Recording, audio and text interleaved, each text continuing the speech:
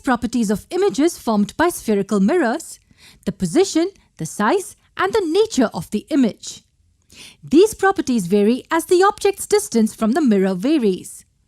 The property that we are going to discuss in detail in this video is the size of the image. For a concave mirror, there are three possibilities for the size of the image relative to the object.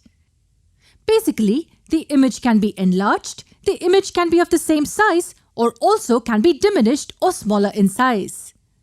For a convex mirror, the image is always smaller in size unless the object touches the mirror. In that case, the image will be of the same size as the object. Now, if we were to compare the size of the image with the size of the object, then we will take their ratios. That is, the ratio of size of the image to the size of the object. And this ratio is what we call magnification. It's denoted by the letter M. Let's move to a new page. In our ray diagram, the sizes of the object and the image are nothing but the heights of the object and the image. So M will be equal to HI over HO. Let's do a bit of math now. Suppose the height of the image is greater than the height of the object.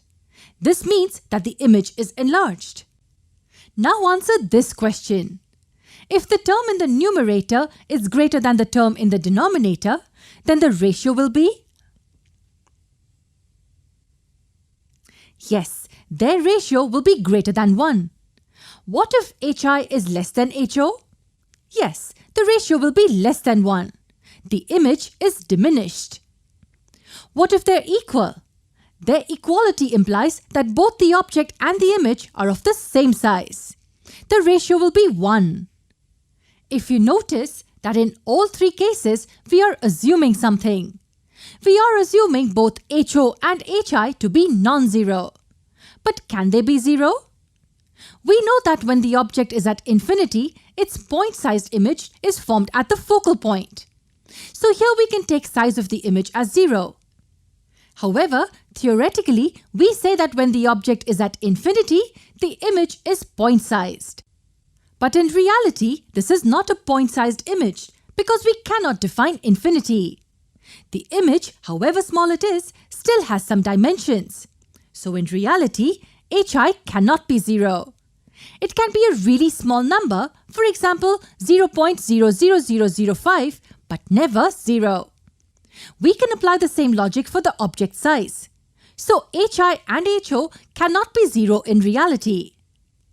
Now there is a relation between the magnification and the object distance U and the image distance V. The relation is that HI over HO is equal to negative V over U. This relation is very easy to prove. I will give you a rough sketch of its proof in another video in this playlist, but first let's solve a few problems based on magnification. Here's the first problem. We will see the solution in the next part of the video.